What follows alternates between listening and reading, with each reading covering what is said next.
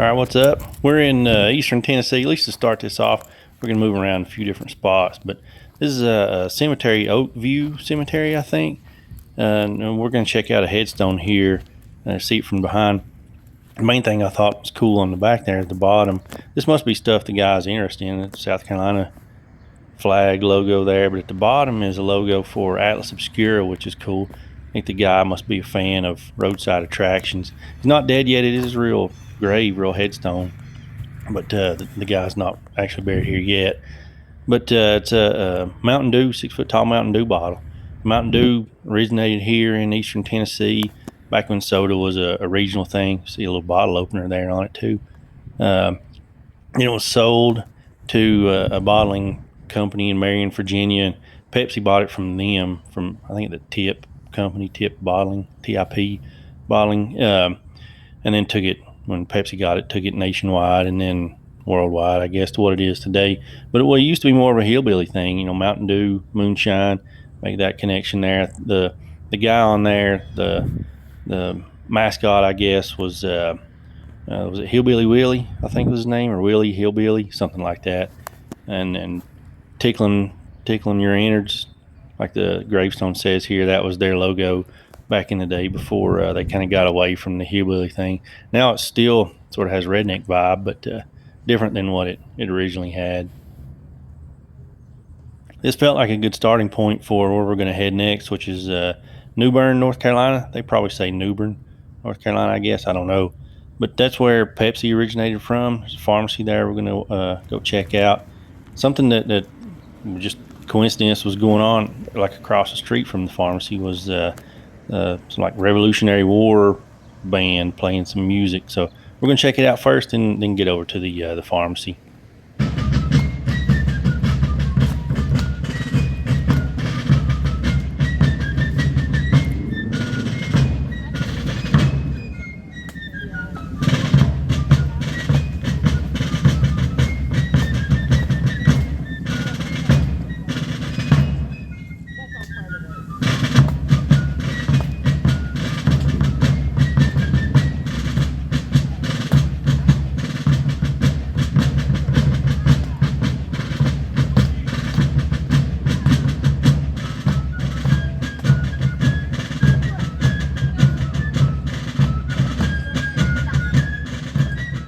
That was cool and random and unexpected. And the pharmacy's right behind us, so we're going to turn around across the street here and check out the pharmacy. Pharmacy/soda shop. Now it's museum kind of deal. Small but cool. But this is where Pepsi came from. Pepsi originated here back in the old soda shop, soda fountain days. Pepsi was sort of made by him, by Caleb Bradham. He was the pharmacist. He made it to help people with stomach issues. So we're going to go check it out, go in here. It originally came out as Brad's Drink, Caleb Brad's Drink. Not too much of a stretch, but there's some cool little stuff in here. Not a big place at all, but you can still go in here and so this side, this door goes in the soda fountain side. You can still go in and get drinks and stuff on this side. And the other side is more of a museum, a little gift shop we'll walk through and check a few things out. So there's the old Hillbilly Willie, whatever his name was, the Mountain Dew guy. Pepsi's got a lot of history there once they bought it back in the late 60s, and just a lot of Pepsi stuff in here. Big time 90s, 80s, 90s stuff going on, but even newer and older too. You think Coke, Christmas, Santa Claus sort of deal, but Pepsi's got their foot in the Santa Claus game too, I suppose. So Caleb Bradham, from around 1902 or so to like 1923-ish, he saw some decent success with Pepsi. Ended up franchising out through like 24 states, but then ended up after World War I, ran into a lot of trouble. Sugar prices. He'd bought a bunch of sugar at a real high price. Sugar nosedived. Ended up messing up the whole shebang, and Pepsi, he had to declare bankruptcy, and so he wasn't in the game. He sold out, and then Pepsi really blew up, got big. In later years, you'll kind of see the same repeated sort of in Coke's story too. But this is just down the road, still in New Bern, however you want to say it. And this is where he's buried. So we're going to go check out Caleb Bradham's grave here at this cemetery once we find it. Not a huge cemetery, but uh, not easy to find where everything was sort of low, laying down. Nothing crazy remarkable, landmark wise to see until we saw the freaking Pepsi bottle. That's sort of what uh, stood out. So here's his grave amongst some other Bradham family members. Some of their graves there too. I don't guess he died completely penniless. At least it's marked off here too, inventor of Pepsi Cola. But I don't guess he was completely poor. Not totally anyway. He did go back into after he sold Pepsi into the pharmacy game and finished out life as a pharmacist. He was a lot of things there in North Carolina. He was part of the North Carolina Naval Militia when that was a thing, when states had their own militias. He was part of the naval militia there from North Carolina. But here's his grave. Lived till 1934, so another 10 years, another decade or so, a little over a decade after he sold Pepsi before he died. This is a place that's been on my list of to go to places for several years. I like coming to these cemeteries. Usually they're not crowded. You don't have to deal with a lot of people. So that's always cool. We're going to head from this cemetery to another related cemetery. We're going to head down to Georgia now, down Atlanta area, with Coke land down that way, Coca-Cola. So this is a cemetery, kind of the opposite, not the opposite, but anti-Pepsi. But I don't guess these two dudes ever knew each other. Probably never even heard of each other. So this is the grave that we're going to find anyway here in a second of John Pemberton. He was the guy who created Coca-Cola. He was a Confederate Civil War veteran and got stabbed with a friggin' saber, and then got addicted to morphine due to that. He was also a pharmacist like Caleb Bradham, and his plan was to come up with some sort of painkiller deal to help him curb that addiction to morphine, and the result of that was Coca-Cola. It's cool that there's some Coke bottles, Coke cans left here too on his grave, sort of like the Pepsi stuff up there in North Carolina. His first drink before Coca-Cola was Pemberton's French wine, Coca. It was an alcoholic drink there, Coca and coca leaves and wine. Then in the 1880s, mid 1880s, Atlanta and the surrounding counties brought forth legislation to kind of kick alcohol to the curb, at least for a little bit. Atlanta's a dump hole now of booze and drugs, but back then they were, I guess, trying to curb that, and um, alcohol sort of got a bad name, at least in legislation anyway. So he wanted to come up with a different recipe that was non-alcoholic, and that led to Coca-Cola. Unfortunately, things didn't really work out for old Pemberton, and then so he got sick, ended up having to sell. So he sold the whole recipe for Coke for 238 freaking bucks. And this guy here, we're going to see a grave here of the guy who was lucky enough to bought it, Asa Griggs, I guess Asia Griggs Candler. He's the one that bought Coke and actually took it to much broader, much bigger popularity, and led to what it became today. So this is his grave and his family's grave, the Candler grave right here. It's got a Coke bottle on it too. So old Asa Candler here, he made big changes there to Coke, and he's the one that by 1899 he was exporting to Cuba. A couple years later, he was already in Europe. So even by the early 1900s, he was already all over the world. He also at one point he cut the amount of caffeine in half that was in Coke. So Coke used to have a lot more caffeine in it.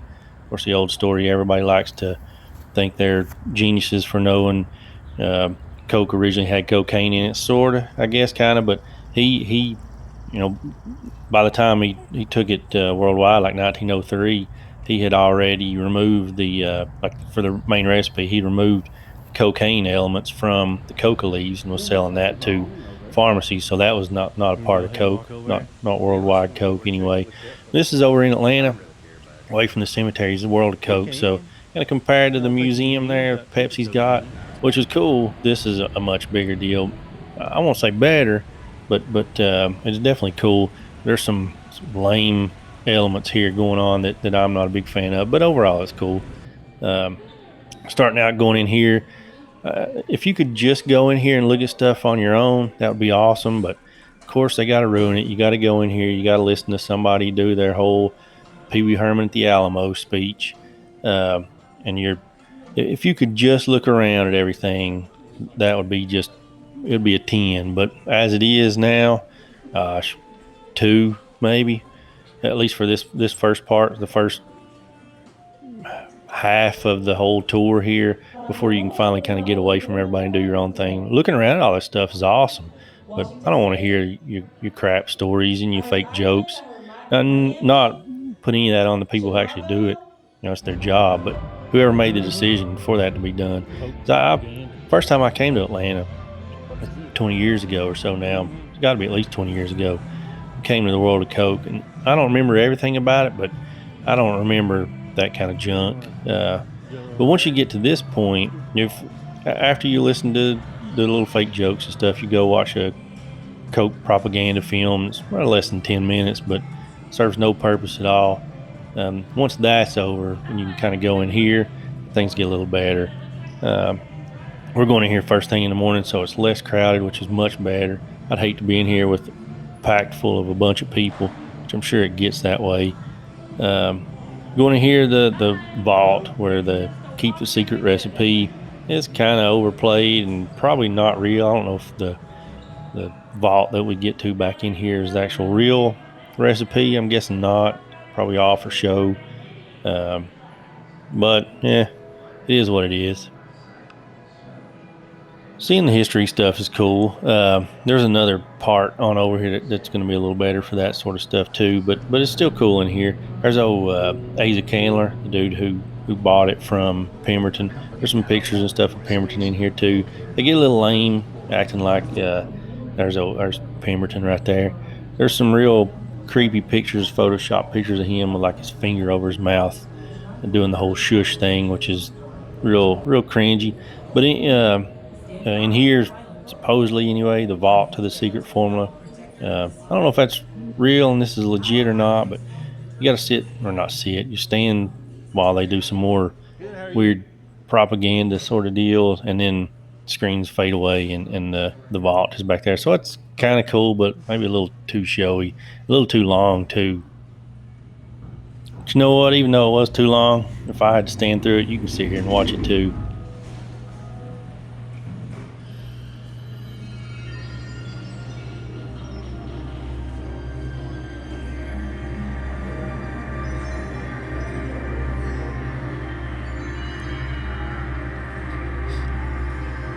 Welcome to the Chamber of the Secret Formula. Please move away from the walls toward the center of the room so that you may fully enjoy the presentation. A World of Coca-Cola ambassador will assist you in the event of an emergency or should you need further assistance. Thank you.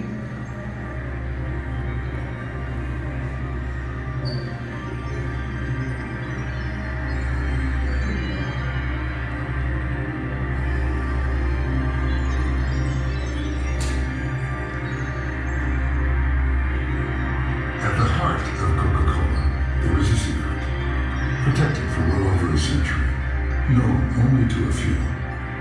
And now, you are here. The secret is near. Go ahead, drink it in.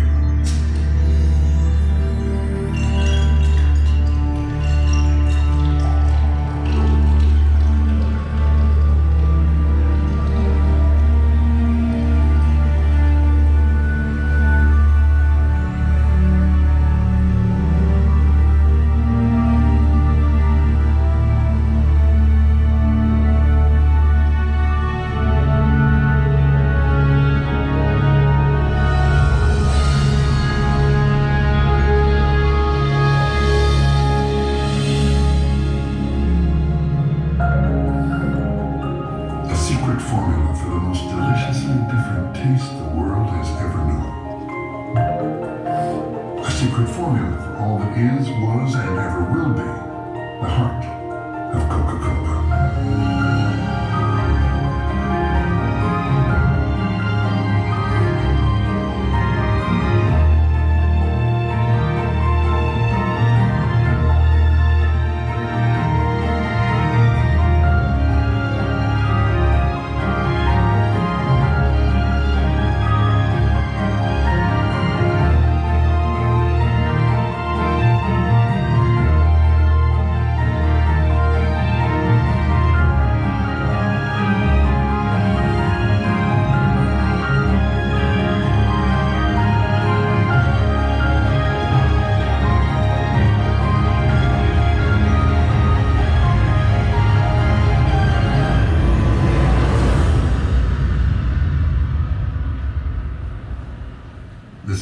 formula for Coca-Cola is here.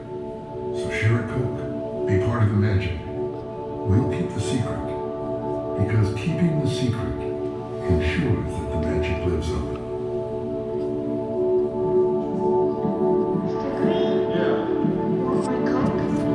Yeah, so I don't know if that was the real legit formula behind that safe, behind that vault, but got to watch that little random lame art film before you can see it. But then you come out of there and you can go into this other part, which is more of a museum sort of deal, which is real cool to see legit real history. So there's old Pemberton again. There's a lot of his notes. They've got the original patent in here, which is cool to see all that stuff. Wasn't expecting that. Even though I came here before, about the only thing that I remember from walking through before as far as objects go, I remember there was a Sega Game Gear from the 90s, video game system, portable video game system, which was in here, which I didn't see this time. There was a wing, a section that they were working on that you couldn't go into, pop culture kind of stuff, which is probably would have been my favorite part. And I'm assuming that if they still have that Game Gear, it's in there. It was a Coca-Cola Game Gear. Um, so I didn't see it anywhere in this part, but still real cool to see the legit stuff here. Old fridges, coolers.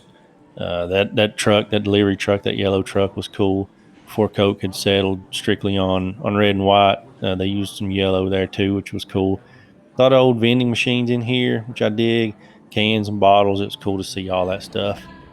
This was some cool stuff. Olympic torches from over the years. Of course, Atlanta's got big history there with the '96 Olympics, made famous for several reasons. The bombing there being part of it, but that Olympic torch there was cool. I actually saw one of those on eBay recently. I don't know if it was legit, true, or if it's some phony fraud sort of deal, but $1,200 for it, which seemed like a reasonable, tempting ideal anyway.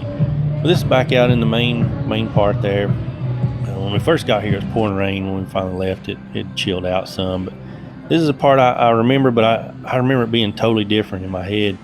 And so I think they've massively redone this and expanded this over the last 20 years. But the tasting room, where you can taste different sodas from across the world. I know this kind of thing from Epcot, Disney World, but I've actually never gone in there and done it. But the one that everybody's made famous there from Epcot is Beverly, the Italian soda. Found it in here and tried it. There's my cousin who takes him 20 minutes to take one picture. He's taking his picture here, sweet time. But I'm gonna try several of these, and then I'm gonna try Beverly too, which is it's not. I didn't love it. It's a grapefruit kinda ish flavor, I guess.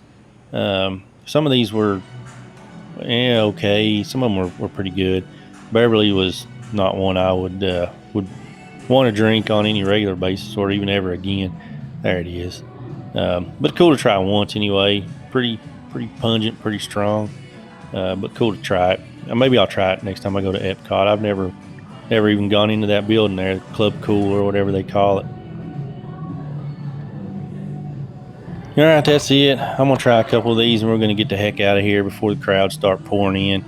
We got lucky enough that wasn't too many people walking around in here, but so we're gonna head out of here. Like and subscribe if you want. I don't really care if you do or not, and that's it. We're gonna head out of here. We'll figure out something else to do.